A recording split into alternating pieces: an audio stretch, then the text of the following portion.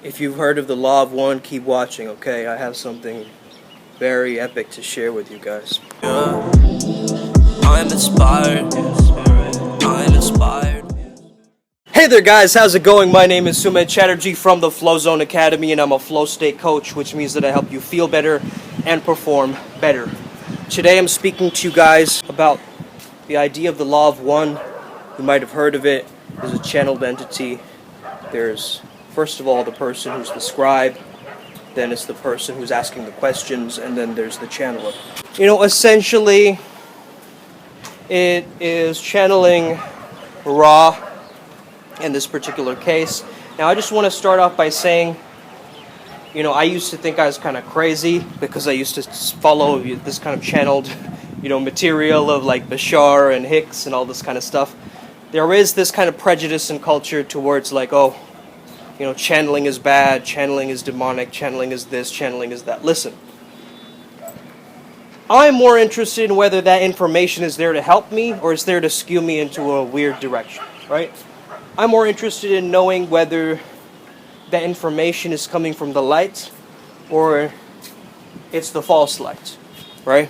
When I hear a specific piece of information, I look at it in terms of the integrality, the simultaneity of all of it, right? So, in a sense, we've got to understand how to merge the individual and the collective together. Like the $1 trillion idea here is merging science with spirituality. And there's going to be a lot of people who are perverse in their ways of actually dealing with and peddling spirituality, you know, out into the public, rather than actually embracing the beauty and the truth and the understanding of it. So, you know, there's a choice point, and I want to speak about the choice point in this video. The choice point is, are you serving the self or serving others? Okay? This is what is going to make you rise in the density chart, okay? Now I'm going to show you a quick, brief image of the density chart right here. Okay, have a look at this. Again, we know that the map is not the territory, right? So this is just one of those maps, just like spiral dynamics is a map, scale of consciousness is a map. There's a lot of dogma and perversion, right, in both science and in spirituality. So essentially, what we want to do is clean up the dirty bathwater from both the individual and the collective, for both the science and the spirituality, and then we'll have the clean, pure teachings of truth that we can really work on, right? Wow, there's a dragonfly over here. I wonder what that's symbolic of. Transformation, I'm guessing, in terms of gene keys. I don't know if you guys have heard of gene keys, but yeah. What I want you to focus on here, okay, is the fact that the pupil of the all-seeing eye, of the eye of God, the absolute, whatever you want to call it, that pupil is that oneness, right? That's that interconnectedness. That is that pure essence of totality of reality, right? However, the iris of the eye is our own individual experience. I'm a white piece of paper. My friend over there is a white piece of paper. But if we turn the piece of paper around, we have each of our individual ways that we experience this life. Maybe his piece of paper has a poem on it, and my piece of paper has a very trippy drawing on it. Okay, now we are just experiencing it in different ways. He might be experiencing it through words and linguistic. However, I am experiencing it through a visual imagery and colors. Okay?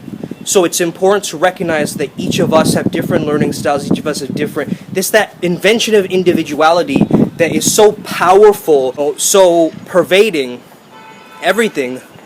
However, that can also equally be the thing that, you know, corrupts us. So we've got to understand how to get to the purity of the individual and the collective, okay? These are deep thoughts in this video today, so it's taken me a while to kind of, you know, wrap my thoughts out. There's 7 musical notes, right? 7 chakras, 7 colors of the rainbow. 7 is a very important esoteric number, and that's why oftentimes we locate 7 as being the lucky number for a lot of people too. There's no dividing line here in the law of one. It's just all these densities are on a spectrum. 1D, 2D, 3D, 4D, 5D. You know how we say that in the spiritual community? This is what they're referring to as density. Basically, the first stage is awareness, then we move into growth, then we move into self-awareness. Okay? It's important to notice that it also happens through a state of growth from the root chakra to the sacral chakra and then to the heart chakra. Okay, so you can think of 1D, 2D as these chakras. Okay, you can think of it as rock or material in the first layer, then you move into plants and animals. Consciousness sleeps in the rock and it dreams in the animal and it awakens in the human. But the law of one, or Ra, who's channeling this information, saying that, okay, ancient Egypt used to have these pyramids, which were, these temples for healing. They came up with crystals and sound frequencies and all this kind of stuff that is healing, came from that place. And they're kind of reintroducing this information for the common man in this era. But yeah, this density stuff is really fascinating because, they say that the 4D, or the fourth density, is about love and understanding. Now, if you are self-serving and not other-serving on this path, on this spiritual path, basically you skip out on the heart chakra. It's like you amputate it or you bypass it, right? To ignore that. And that's often also referred to as the veil of ignorance, or Maya, or, illusion, right? In 2012, Earth became a fourth density planet, as Ra says. Some people on the planet who also are growing into 4D bodies. Of course, there was Martin Luther King, who I believe was an example of a 4D body, because he did embody the love and understanding. You notice that after 2012, the world became more unified. All this corruption was being exposed. It still is, to this day, right? There's a lot of corruption being exposed. We are seeing the truth come out in plain sight, right? So that's the love and understanding aspect of we're starting to understand things clearer. So if you notice the chart, it's the place where ETs and aliens and all these paranormal experiences happen in the fourth density. Okay. Notice that Bashar or Hicks, they use we or us because they're also fourth density beings, right? They're not tapped into the 3D, so they don't use the word I or me. Right, they use the word us or we, which is an interesting thing to notice. So that's really the choice point: is are you serving yourself or are you serving others, right?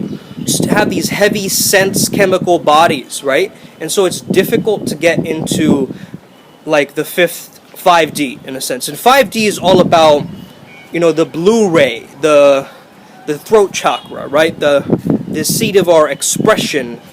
And it's where we learn to serve without self-sacrifice. It's like we learn to stop that martyrdom syndrome of just sacrificing, compromising. It's really about psychic abilities. You would say that 5D is almost like the land of the bodhisattvas, right? The bodhisattvas are enlightened beings in the living embodiment of the enlightened being, right? So essentially they're there to teach others and serve others on this planet. A Buddha would be in 5D very clearly, or other ascended masters, other fifth density teachers. They're the spiritual teachers, right? Uji, Ramana Maharshi, Eckhart Tolle, all of these spiritual teachers, Michael Singer, all these spiritual teachers, I feel like they are in fifth density as well, because they're freedom in time, in space, right? They're making matter out of light. They're lucid dreaming in the real world. So essentially they're living the dream, in a sense. Okay? The sixth density is the indigo ray, or unity, or balance. This is the ajna, or the third eye, right? And that service to self can't go past the sixth. Okay, if you're serving yourself, you can't go past the sixth into the seventh, which is the crown. It skips out on the fourth if you're self-serving, and you can't go past the sixth. Ra also says that your higher self is basically your future self, albeit it's billions of years into the future, right? Your higher self. So the seventh density is also, you could think of it like the cosmic gateway, okay? And it's all your personal, memories just merging back into the source. Ra calls the universe's octaves, okay? So there are these different octaves. So eighth density is the start of a new octave, basically. the new universe, right? Universe implies that there's, one single song, one verse. However, we know about the multiverse theory, right? There are many other universes out there. So again, I know we can seemingly wrap ourselves into the logic of this and try and get really, confused about what's happening here in terms of this 5D, 4D, 3D, but I just wanted to give you guys a different perspective. Chew on this like food for thought, like some organic food, and just see what...